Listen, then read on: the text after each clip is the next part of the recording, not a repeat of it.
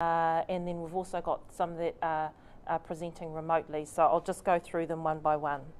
So I have with me here Serena Curtis, who is the General Manager of MSD's Pacific and Community Capability Team. She's based here in National Office in Wellington, and Serena has had has a very busy portfolio, and I know that many of you would have been in touch with her as we've been setting up the Community Connection Service, and also more recently in terms of some of the food provider network. So Serena will be taking us through an update and an overview of MSD's role in the leading the coordination of the care and community welfare response, and also in particular talking about the referral pathways into providers. She'll also just cover off a little bit about access to PPE and rapid antigen tests. She'll also have a few comments about the social sector workforce issues, including identifying additional providers required to come into the welfare response to assist with food support and other support for providers. Next, I'd like to introduce my colleague Viv Rickard, who is also will be joining us remotely. He is the Deputy Chief Executive for Service Delivery at MSD. And with him also is Graham Allpress, and they'll be covering off, I guess, one of our, in terms of the operational side, how this all kind of connects with our work and income officers across the country, and also some of the products and services that are available through our organisation to assist whānau who are who need that type of support. We also have from health, again, some remote speakers here. So Dr. Joe Bourne will be presenting, and will cover off the clinical and health processes side of the care and community model. And with him is Ezra Schuster, who is also beaming in to us from the Bay of Plenty region, and is working closely in health on the care and community response to COVID-19. So Ezra and Dr. Joe Bourne will be tag teaming doing their presentation. And then our last speaker is Rebecca, who's the Policy Director from MB, or Ministry of Business Innovation and Employment, and she'll be wrapping up our seminar just talking about the Critical Workforce Close Contact Exemption Scheme. We hope to close our seminar, our webinar by around just before 7 o'clock. But please, just make notes and questions along the way. We'll be video recording this webinar, so it's available for distribution after our session. And if you've got any questions, then please send them through to the community_information@gov.nz inbox. So I think that's what I have for now, but I'll just now like to pass over to our first speaker, and that is Dr. Joe Bourne from the Ministry of Health. Kia ora, Joe.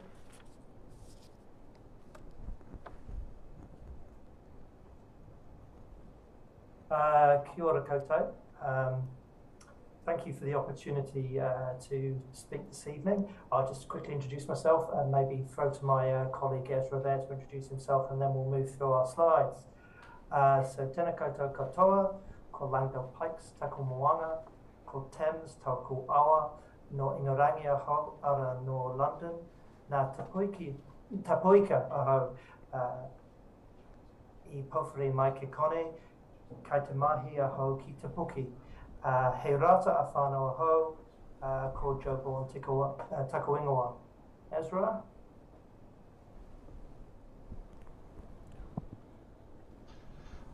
Maro lovely soifua. Kia ora koutou katoa, ngā mihi nui kia koutou. It's a real pleasure to be here this evening, supporting our MSD colleagues as well, and particularly alongside Dr. Joe Bourne. Ezra Schuster, my substantive role is that I currently with the Ministry of Health supporting the care and community, particularly taking a lead around the agency engagement. Also, I'm where another hat has been the Regional Public Service Commissioner for the most beautiful region in the country, in the Bay of Plenty, Wairiki. So it's a pleasure to be here. Back to you, Joe. Kia ora. So I guess I'd start off by saying as probably with all of your services, health has felt the stress and strain of dealing with COVID, and particularly when we see thousands of new cases each day, it does put considerable pressure on our systems. But the headline is, we will be all right, we will get through this, and really it's through one of the reasons that I was keen to come onto this call this evening is to acknowledge that the way that we're going to be able to manage the scale that's required in order for us to be able to meet our community's needs when they do have COVID is by working together. So really showing the value that we see in working collaboratively with organisations like yours. The general practice where I work is a kaupapa Māori service, and it's called Potiri Wellness Centre, and we have community services as well as our health services. And what I've seen in the response to date is where the advantage that we have when we work alongside each other to be able to provide a whole wraparound service for people and their whānau who get diagnosed with COVID. So yeah, I've been doing general practice today. I'm just in my consulting room and probably have seen 10, 15 people who do have COVID. And I think we're already seeing how things are shifting and it's becoming more normal. So previously we would have said if anyone had COVID, we wouldn't touch them for anything else, but we're reaching a stage now where we're willing to try and meet other health needs while they do have COVID. And I really think that's a sign of the direction we'll be going over the coming weeks and months. So if we can just have the next slide up.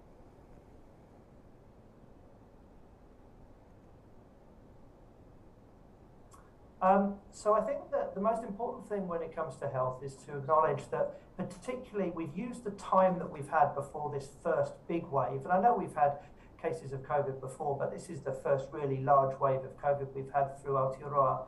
We've used that time really well, and we have a highly vaccinated population. And because this strain, the Omicron strain, is significantly less dangerous than previous ones, our combination of a virus that causes less harm and a really highly vaccinated population means that the majority of people will be able to care for themselves while they're unwell. And this starts to become much more like other respiratory illnesses that we're used to dealing with in the past. And as general practitioners, we often say to people, actually, if you've got the flu or another viral illness, there's not a huge amount that we can do because antibiotics don't work.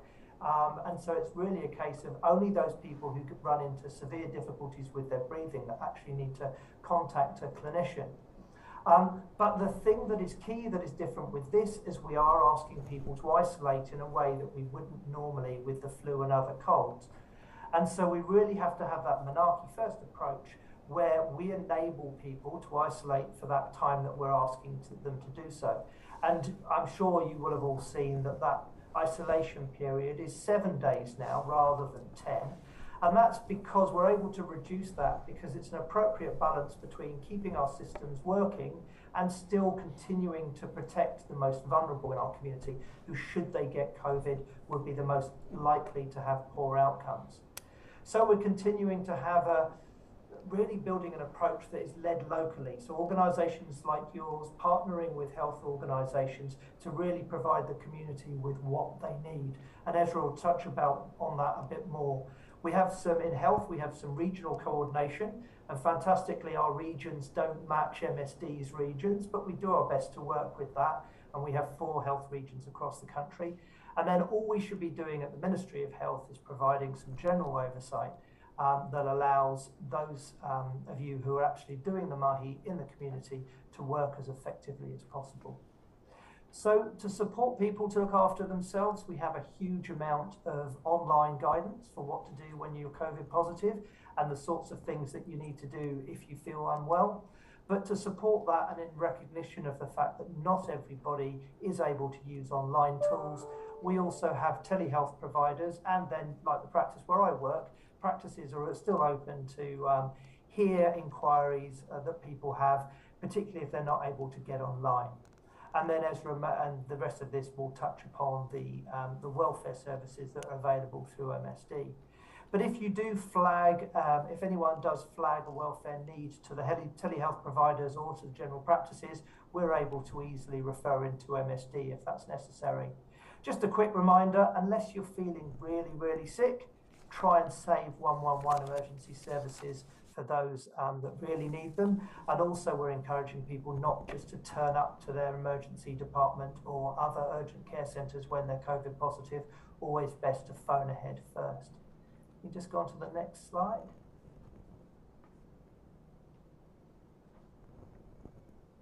So this is just backing up the information, and we can be nice and quick with this one.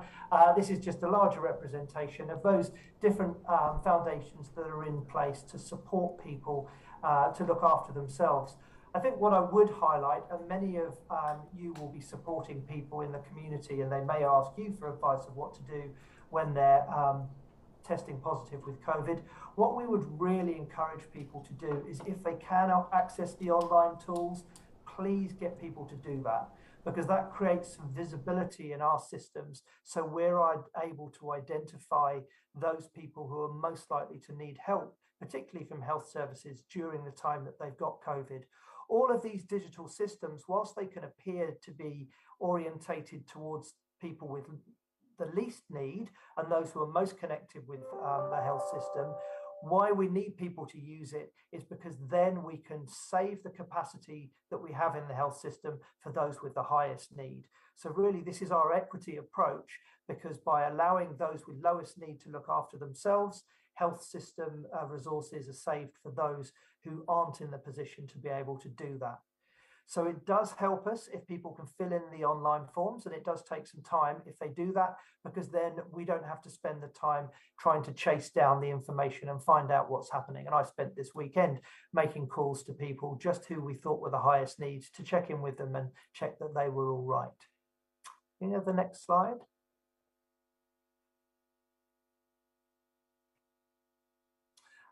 So I'll touch briefly on the hubs and then throw off to Ezra there, but we've got 54 hubs around the Motu now, and those are spread in all sorts of different locations. And what's been really heartening to see is the intent of these community hubs is really being realised, where we see true collaboration between district health boards, PHOs, primary health organisations, and iwi and other NGO providers.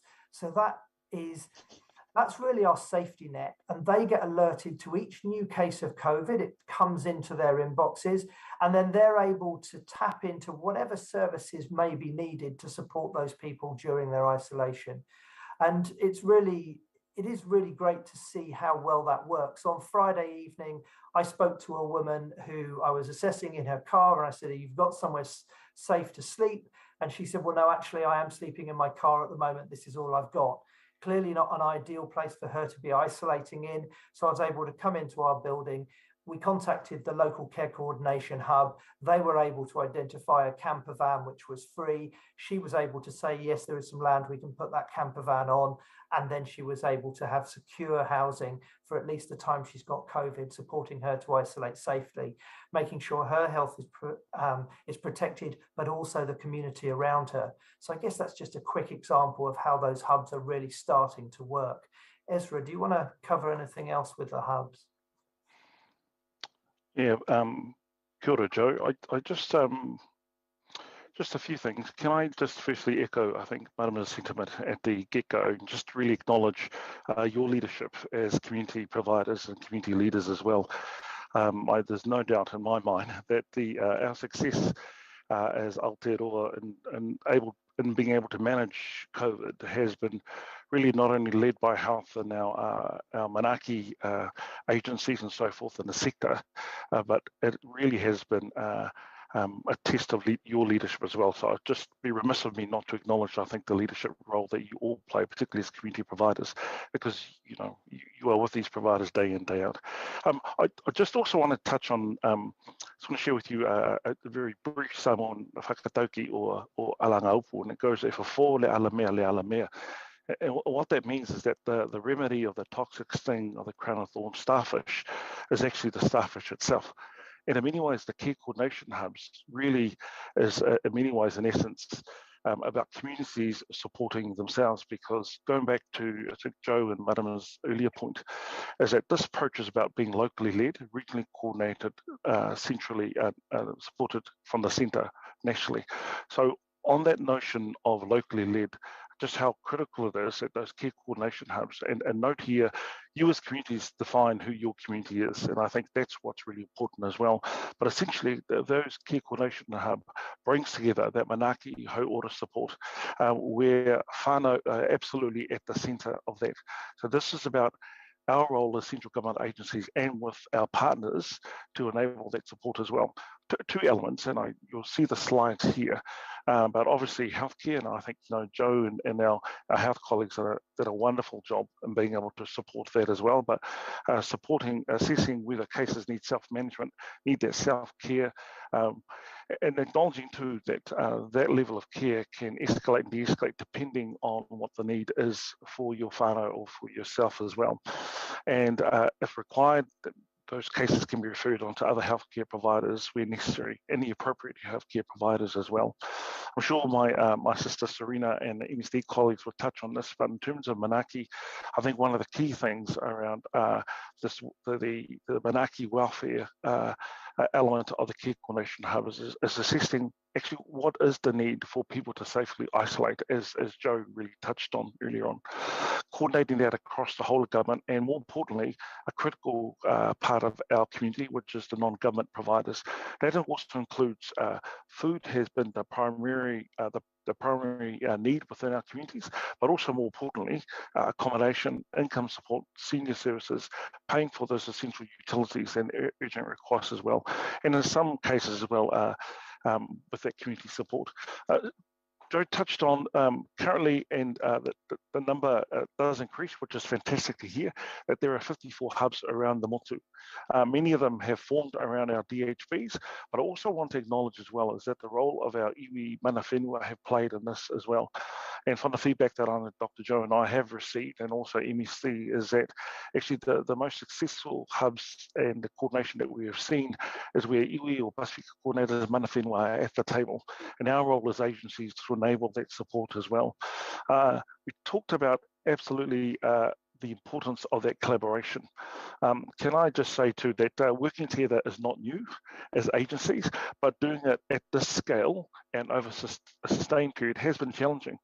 And suffice to say that we've all learned a lot of how to do this better, but I think one of the constants is how do we ensure that, again, that whānau are at the centre of that approach. It's then about how we come together as agencies, together DHBs, Ministry of Health, MSD, and if I could just use the accommodation, for example, where every one of those hubs is linked to a regional accommodation group that has been led by our wonderful colleagues at Kāinga Ora, strongly supported by MB and MSD as well.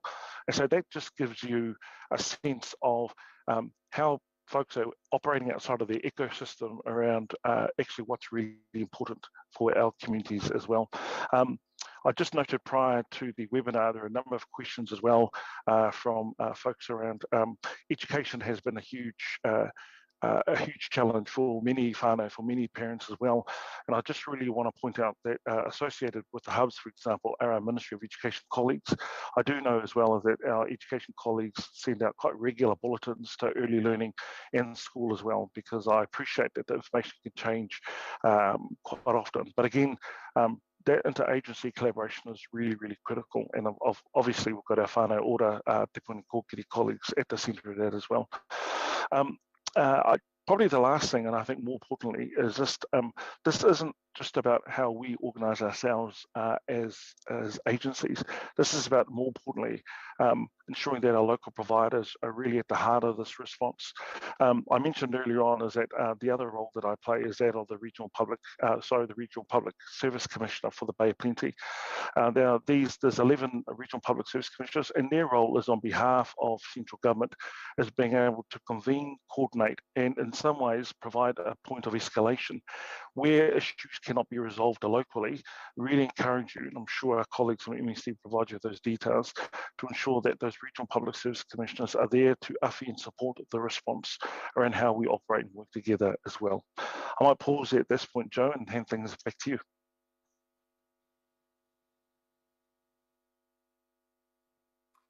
Kia ora, Ezra, and thank you for that. If we just flick on to the last slide, and then we will hand back to the other presenters. So just a couple of quick things just to talk people through, and there might be a couple of parts here that are interest to you as individuals, but also as employers. So the first thing to say is day 0, which is the day that you time your isolation from, is either the first day that you get any symptoms that could be COVID, or if you have no symptoms at all, the day that you test positive. It's really important that if you are reporting a rapid antigen test for somebody, or if you're doing your own one, you just try and work out what is the day. And when the forms are there, so if you had your first symptoms were on Saturday, then that would be the 12th. And so even if you did your rapid antigen test today and it was positive, actually the first day of your isolation is from the 12th. And that gets then pulled into our systems, and you follow that through. And the next thing to say, if I would have tested myself today and I had no symptoms that could be COVID at all, then my day 0 would be today when I'd submitted that. The next thing to say is you will, when you submit a test, and it's a number of people that I've spoken to today who've have said to me, oh, I'm COVID positive, and I look on our systems and I can't find a record created anywhere. And that's simply because they haven't reported that positive test. So again, just a real reminder, if you're working with clients as well who said they've tested positive, it really helps the system if you can say, have you reported that test? And again, you can either do that online, or you can do that through My COVID Record, or there are telephone lines that you can do it. Some people think that their employers are reporting the tests for them, and in some cases they might be, but very often those employers aren't because they're busy doing lots of other things. So it's always really important to check. If it's not reported, then it's hard for the hubs to look out for you and see if you're going to need any help. Now, most people will be on that self-management pathway, and there's lots of information online that tells you what to look for to know if you might be deteriorating. And so at all times, if you or your clients are feeling that things aren't going right, you can always call out for help. If all that you need is help filling out various forms and submitting your rapid antigen test result, then those assisted channels are there through Healthline and other telehealth providers who will be able to do that. Now, what happens at a hub level and at your general practice level is we skim all the results coming in and we look, are there any people here who might be particularly high risk? And so we're not just waiting for people to contact us, because we know for some people, health system doesn't really work as well as they would like it. They feel there are barriers to engaging with the health system. And so we are also trying to safety net. So again, as an example, there's a Maori gentleman in his 70s who's registered with our practice here, and he unfortunately has had a diagnosis of cancer relatively recently, and that he goes into remission and it comes back. And we were able to see that he actually hadn't had any contact with us by Friday afternoon, and we thought the weekend's coming up. So our nurse practitioner on her way home dropped by his whare and checked in with him, and fortunately, he was doing okay. And she said, look, if we get in touch with you on your mobile over the weekend, please make sure that you pick it up. And so when I then called him on Saturday to say, how's it going? He picked up, and we were able to be assured he was fine. So once again, most people are going to be fine. The last thing just to close on is just a reminder that once you've tested positive, you don't need to do any other tests. We're seeing the country is currently using 14 million rapid antigen tests a week. Now, that's a pretty substantial number of rapid antigen tests. I mean, that means it's almost everybody doing at least 3, and obviously not everyone's doing any at all. So once you've tested positive and you're positive for COVID-19, you don't need to keep testing. The only people that do need to test are those who are in the essential workers list, who have a special exemption to return earlier than the 7 days of isolation. So that would be healthcare professionals, etc. And then they have to test in order to go back early. But once you've done your 7 days isolation, and if you feel well, you don't need to test again. So lots of employers are saying, please, you need to test, and you have to have a negative test before you return to work. That's not the health advice. And actually, as long as you've received that text message that says your Isolation is now finished, and that went live today. So people, as long as they've got a mobile phone number in the system, you'll get a text message to say you've completed your isolation and you're now able, as long as you feel well, to return to normal activities. If you're still feeling unwell, then we'd encourage you to stay off work until you've been better for 24 hours. But sometimes people may have a cough that goes on for weeks after the end of COVID, and that's okay. As long as you don't feel unwell with the cough, then you will be perfectly safe to return to work. So hopefully that's clear enough, and hopefully that will mean that people understand when you don't need to do additional rapid antigen tests once you've had a positive. No more tests needed unless you're someone who's returning to work before the end of the isolation period, if you work in one of those particular occupations which have been given an exemption to return from day 6. And I think that's probably more than enough. I think we might have gone a few minutes early, over. So apologies to my fellow presenters. Just to back up what's been said before, appreciate there's a huge amount of mahi going on out there. It's certainly, as one healthcare provider to non-healthcare providers, we in no way think that we're the only ones working really hard. This has been hard for a couple of years now. There is a good chance, but I never say for definite, that we are entering the home straight. So if we can just keep going now, I have been saying to a few people, let's get ourselves to Easter, keep doing the sensible things, looking after each other, cross our fingers there are no new variants coming through, and we will start to return to more of the life that we were used to up until this pandemic started. So kia ora koutou, many thanks for taking the time to listen into this webinar.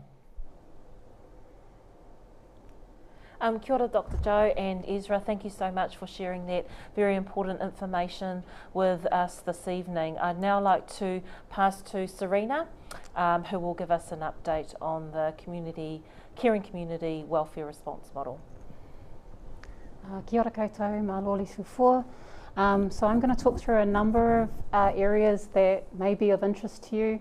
I also want to acknowledge all the mahi that's being done across the country to support our families, to keep them well and healthy during this unprecedented time. The first bit I'm going to talk about is referrals. For providers, there's 3 different ways in which you may receive a referral. The first way is through our regional hubs that Ezra and Dr. Joe talked about. And that will come in the form of an email where you will be asked if you accept that referral. Once you accept that referral, you must do that within the first 3 hours, and then it is a requirement to then contact a person within the first 12 hours. The second way in which you may receive a referral is from the individual or whānau household themselves, and you would have seen that there is a self-referral form now as part of MSD products and to make available to our whānau. And so that will come through again to you via an email form, and again the requirements are the same. Sorry. Respond within 3 hours and then contact the family within 12. The other pathway may be from another organisation that has reached capacity and therefore, given you're local and close to them, may ask you to take on a referral that they have been, I suppose, referred. And so again, if you are able to, we ask you that you notify that provider within the first 3 hours, and again, respond to the family within the first 12. If you cannot, because you also may have reached capacity, then we ask you to still contact either one of those 3 channels that has sent through that referral to let them know that you're unable to accept that referral. So again, 3 different referral pathways for providers. The next thing I'm going to talk about is workforce issues. One of the things that we have been focusing on is ensuring that where possible we support you to continue to support whānau. One of the ways in which we've done that is to be able to access more funding and resources to support providers in the community. One of our services is the Community Connection Service, and over the course of the last few weeks, actually month, we've been able to secure an additional 197 connectors, which takes our tally now up to 500 connectors, FTE, across the country. The approach that we use in terms of where these connectors best fit is working with our regional teams. The other area that we've looked at is where we can support you through work brokers, where you may want mechanisms to retain or recruit staff. And so a number of our work brokers are working with community providers across the country, using some of our employment package to be able to achieve that. And lastly, we have asked a number of our social sector agency colleagues for support in identifying other providers across the motu that may be able to opt in to the welfare response, and which would help increase our workforce capacity when needed. So that process is currently in play, and if you are an MSD funded provider, you would have heard from MSD, but also if you are of another social service agency, they would have also contacted you at some stage too if you have been identified to support that workforce capacity need.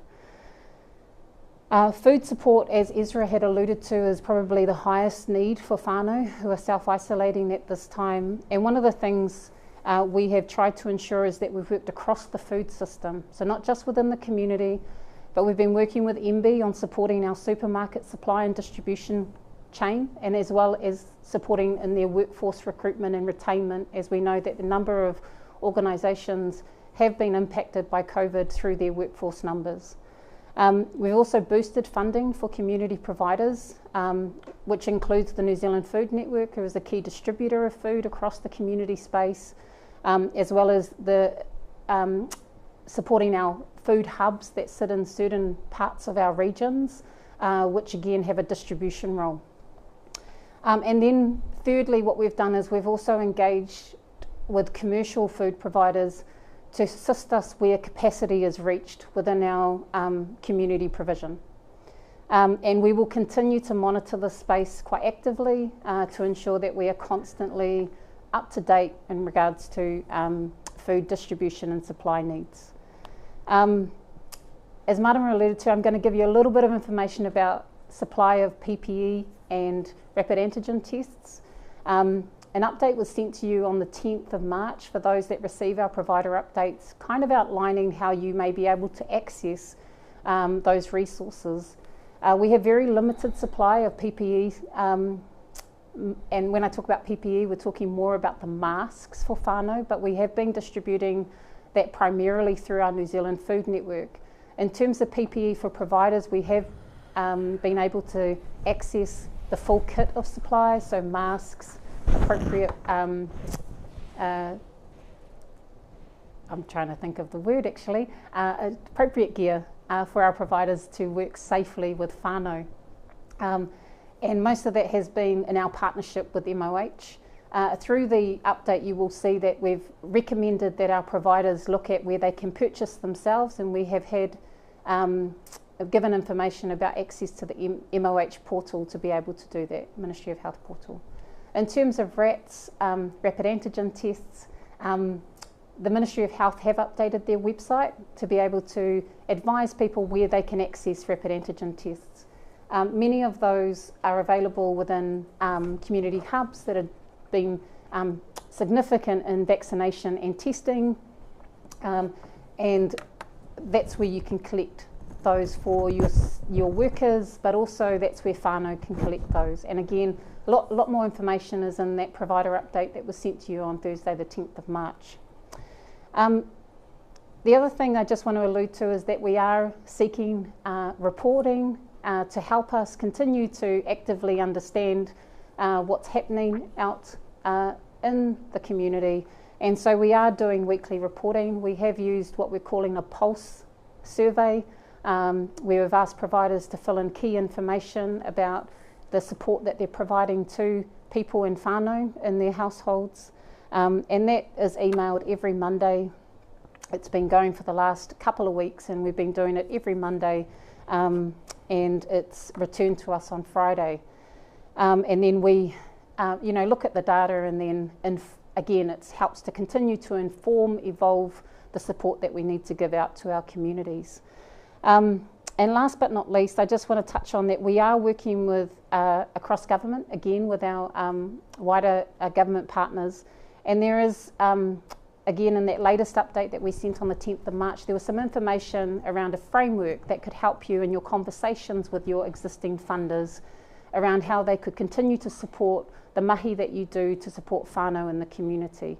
Again, if I just ask you to refer to that provider update, and it has information in regards to what conversations you could have, where you may fit within that framework, and that just again is about helping you be able to continue to deliver your mahi. That's all from me at this time. Once again, thank you so much for everything you're doing to support our whānau and our communities, to continue to be well during this unprecedented time. Kia ora. Kia ora, Serena. Thank you so much for that update. Now, before I pass to my colleague Graham Allpress, I just wanted to give a little bit of an overview in relation to the welfare response. So MSD has been, I guess, given this role of leading the welfare response in terms of coordinating it across a number of agencies. So we're not in this alone, but we are using the MSD's infrastructure, such as our work and income sites across the country, to be able to enable this response, and also is the role that you play as well in terms of our provider network. So I just wanted to kind of highlight that at the beginning, is that MSD has been given the lead coordination role, but we are doing this alongside other agencies such as the Ministry of Education, Te Puni Kōkiri, Ministry of Pacific Peoples, and in fact I think there's about 9 of our agencies altogether. So I'll now just pass over to Graham, who is our Director Client Services with MSD, and he'll just talk a little bit about kind of that operational side that we have in MSD, and also some of the products and services that we have available to support whānau, and also help that is available for employers or those who are self-employed as well. Kia ora, Graham. Kia ora koutou, thanks Marama. Today I'm just going to cover off a few things with you. So I'll give you a brief rundown of the financial support available to employers or self-employed people. I'll cover off the COVID protection framework and how things are working regionally to support those people that need support to safely self-isolate. And finally, I'll give you an idea of the current demand that we are experiencing in this space. So firstly, support for employers. So I know your organisations employ a large number of people, and that your teams are being impacted by COVID, as are many employers experiencing the same around the country at the moment. So there are now 3 COVID-19 payments available to employers to help pay workers who are sick or isolating because of COVID-19 and who can't work at home. So they are the COVID-19 Leave Support Scheme, the COVID-19 Short-Term Absence Payment, and the COVID Support Payment. The Leave Support Scheme is for when a worker has been told to self-isolate for a period of at least 4 consecutive days. It's a flat rate of $600 a week for people who work 20 hours or more, or $359 a week for people working less than 20 hours a week. So casual employees are also eligible for that payment. The short-term absence payment is for when a worker must isolate while they wait on a test result and they can't work from home. It's $359 for each worker, and of course isn't needed as much now that we're using the rapid antigen tests. From today, that's the 14th of March, there are some changes to both these payments around who can get them, when to apply and how they're paid, to bring them in line with the use of the rapid antigen tests, and there's more information on the COVID website around that. The third payment is administered by the Inland Revenue Department, and it's called the COVID Support Payment. So it's a payment to support businesses or organisations who've experienced a 40% or more drop in revenue as a result of COVID. The IRD website has more details on it about that. So next, a bit about how MSD is supporting the welfare response to COVID, and as Marama spoke about, and also Ezra. The welfare response is locally led, supported by the coordination, MSD coordinating that response. And again, as Marama touched on, we're using our MSD's infrastructure as much as possible to support the response and to deal with as much demand as we can to provide space for our community providers to do the mahi that is currently being undertaken. We've set up the COVID welfare line, so it's specifically for people self-isolating. It's pretty popular right now, and I'll let you know sort of the volumes that we're experiencing, and I guess it will continue for the next few weeks. Our contact centre prioritise calls to this line, and the waiting time is generally around 5 minutes in terms of speed to answer. So timeliness of response in that space is looking pretty good at the moment. People who are self-isolating and need help can ask for it in a range of ways. So they can call our 0800 COVID welfare line. As I said, quick response, and wherever possible we're providing first contact resolution and dealing with the need at the time as best we possibly can. They can complete a simple online form on our website, and we have a team of people managing those as they come through each day. And we also know that there's quite a few that either go directly to you or directly into our regional teams to connect them with yourselves or to the right channel of support based on their need. People can get the 0800 number from handouts at testing points, the text message from Health when they get their result from their test, the online form, the COVID website. It's in plenty of advertising and flyers now. The online form is pretty simple and easy to complete.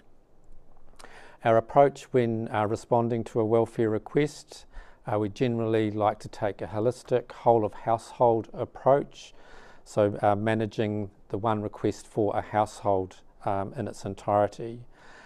As I said, we're using our infrastructure and products and services to support where we can. If we can't, because of I guess some of the financial limitations attached to our products, our people will work with the person to connect them to the right service to provide the right response. So be that a regional on the ground team, be that the provider network or community connectors, or utilising some of our employment services, as was touched on earlier. The most common need that we're seeing at the moment is for food. Often those people coming through our contact centres, we can meet that request and make payment relatively quickly to them if they've got somebody that can actually go and do the grocery shopping for them. We find that this is probably the most, our most common and most popular provision of service for food at the moment through that network.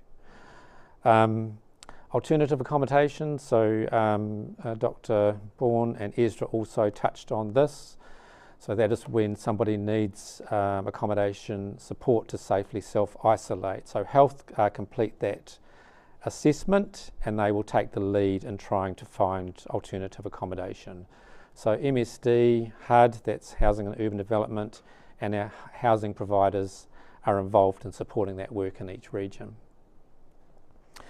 Just to give you an idea in terms of demand on services, so looking across last week, we received around 25,000 referrals for welfare support across the 7 days. So Monday to Sunday, 8 a.m. to 8 p.m. each day.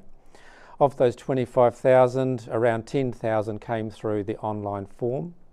Around 7,500 came directly via Health referral, and around 6,500 were self-referrals, so people coming directly into our networks outside of the online and the Health referrals.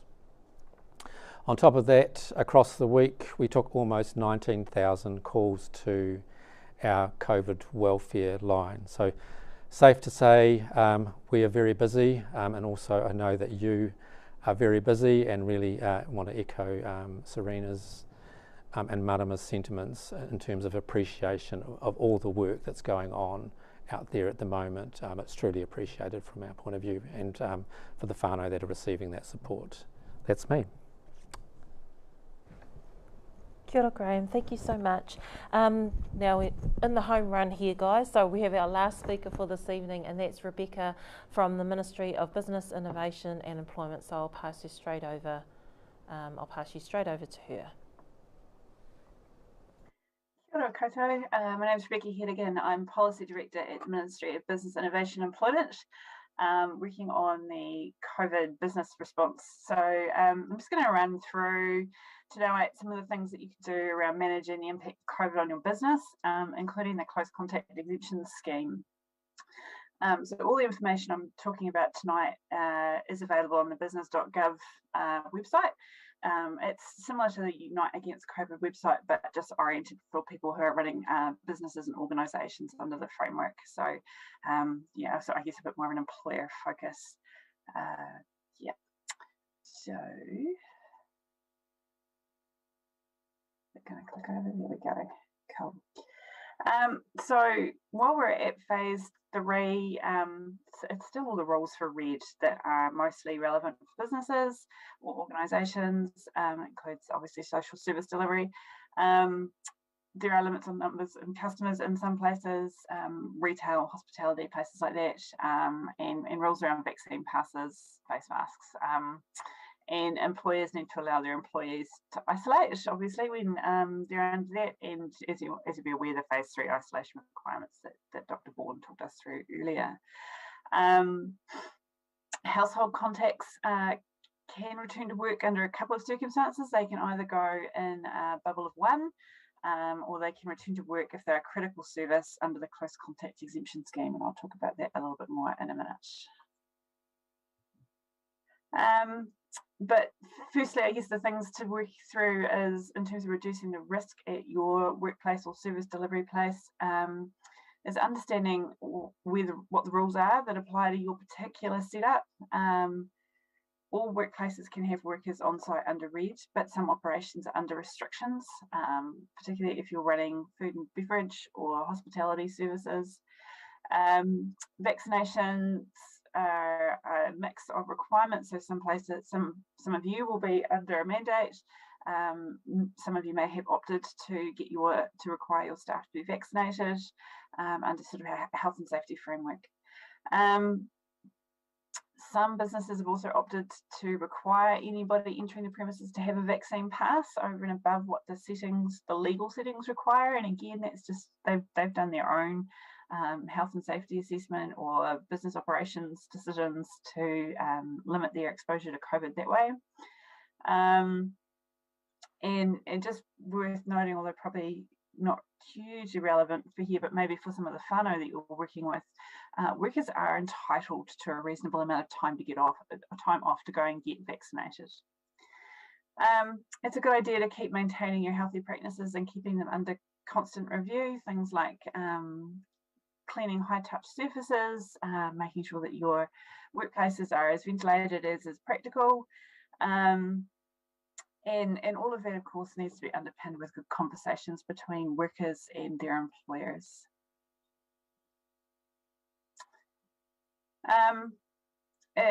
And obviously you'll all be experiencing this at the moment. There is some level of disruption for most businesses. We've got advice on our website around putting a continuity plan together. So it just steps you through some good questions to map out your own plan. Part of that is also working with other businesses that you might be dealing with, whether that's supplies or venues, to understand what they're planning on doing as they manage through workforce shortages or their own supply chain issues. Employers should have conversations in advance, or if you haven't had them already, now's as good a time as any, about what you will do if someone at work tests positive. And obviously MSD's already talked you through tonight what support is available to people isolating. If you do have a case at the workplace, workplaces don't have to close. That's been something that I guess have taken some businesses a wee while to get their head around because it is a change. Only positive cases in household contacts need to isolate, and I'm sorry I haven't updated this slide pack since I used it last. It should only be for 7 days. And employees aren't always going to have official notification about their cases to offer their employers. So that is causing some rub points for sick leave entitlements with people, and that is just a matter of having some of those conversations. I know from discussions with the Pacifica community that that's a real point of challenge, and so your ability for service providers to offer the information or even other forms of support to people who are affected by that is really appreciated. So I just mentioned before that household contacts can return to work under limited circumstances. So obviously they can return after 7 days, not 10. And if they've had negative tests at day 3 and day 7. Employers can also ask household contacts to return to work in a bubble of 1 if they meet certain criteria. So they can work on their own, away from everybody else, either in their own room or if their outdoor work is separated by 2 metres. The worker has to be vaccinated, asymptomatic, and not able to work remotely, because obviously that's preferable if they can. And there's a set of health protocols they have to follow, so things like wearing face masks. Critical services, which will be some social service providers, but also includes things like supermarkets, fuel suppliers, anybody working in the electricity sector, and also the supply chains for those. So it's quite a broad definition. They can ask their workers to return back if they're having daily negative rapid antigen tests. So they must be vaccinated and asymptomatic as well, and they have to report that rapid antigen test result both to the Ministry of Health and on their My COVID records, so the same way they would be reporting anyway, and also to the employer so that they know that they can get in. And those workers can collect rapid antigen tests from the same distribution centres that household contacts are able to collect them from. And that is it from me. Happy to answer any questions. Kia ora, Rebecca, thanks so much. Just a reminder in relation to any questions that you might have or any feedback that you might have, whether you found this helpful or not helpful, then please let us know. So the inbox or the email that you send those through to is in your invitation. So just a reminder, that's community_information@gov.nz. So just in closing, I'd just like to thank all of those who have organised the webinar this evening, our guest speakers who have taken the time out to present some of this information, but most of all of you who have taken the time to be with us here this evening to get an update for our social sector providers. So please, by all means, just let us know if you found this helpful or not, because we can do this on an ongoing basis if you know we have a good positive outcome in relation to it. So I'm going to close this up now. I'll do our closing karakia. Kia ino e tātou, let us pray.